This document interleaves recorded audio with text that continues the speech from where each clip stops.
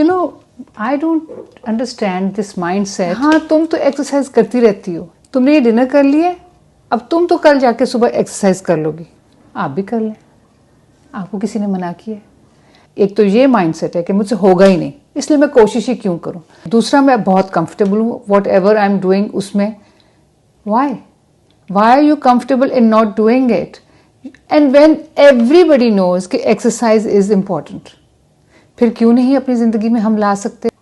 This is a given up mindset कि मैंने give up कर दिया है, अब तो मैं मोटी हो गई हूँ, अब मैं मोटा हो गया हूँ और ये मुझसे नहीं होगा। Why is there not the will to learn, to try to learn, the will to try to change, the will to try to improve? ये improvement की क्यों नहीं है most of the people में? ये thought process क्यों नहीं है कि the will to improve? हम सब improve कर सकते हैं। आप जितना मर्जी सक्सेसफुल इंसान देखें, उसके भी वो भी ट्राई कर रहा होता है अपने आप को इम्प्रूव करने। अगर उसको कुछ नहीं आता, वो किसी को हायर करता है कि मुझे ये सिखाओ, मुझसे ये चीज़ नहीं हो रही। कोई आईटी की चीज़ है, कोई कंप्यूटर की, सक्सेसफुल बिजनेसमैन को आप ले लें, आपका क्या ख्याल है कि वो सक्सेसफुल हो गया है, अब वो आगे और बढ़ना नहीं चाहेगा?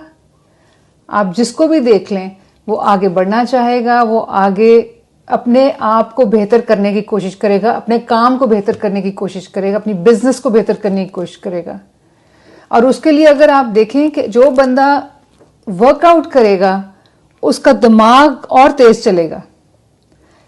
ये प्रूवन फैक्ट है कि जो एक्सरसाइज करता है वो उसका दिमाग और तरह चल, वर्कआउट करता है, जो एक्सरसाइज करता है किसी भी किस्म की, चाहे वो वॉक करे, चाहे वो ट्रेडमिल पे चढ़े, चाहे वो जिम जाए, चाहे वो घर में कुछ करे, चाहे वो योगा करे, किसी भी किस्म की वो हाइकिंग करे, anything, any form of exercise that someone does helps the person to improve his ambitious ability, his will to improve, and he improves his work, it improves his performance in whatever one wants to do.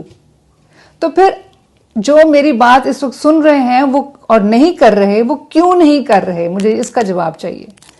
क्यों ना हम अपने आप को improve करें?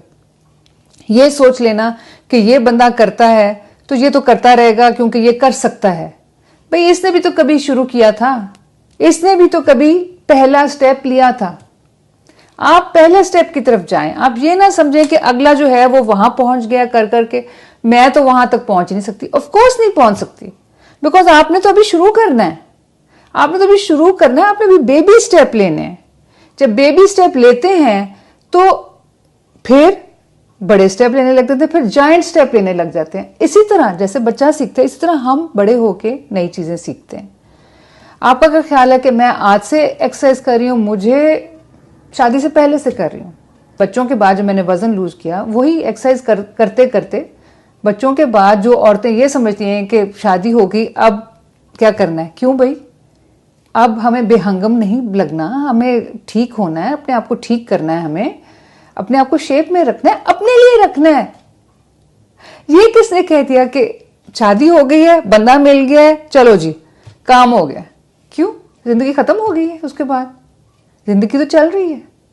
तो जिंदगी के साथ साथ हम भी चल रहे हैं, तो हमारे साथ हमारी सेहत चल रही है। हमारी सेहत का बहुत बड़ा फैक्टर है कि हम इस बॉडी के साथ क्या कर रहे हैं।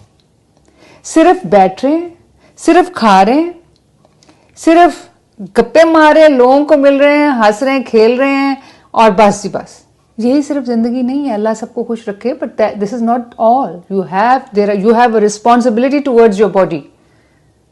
There is a simple message for today's video. You have a responsibility towards your body. You better take care of it.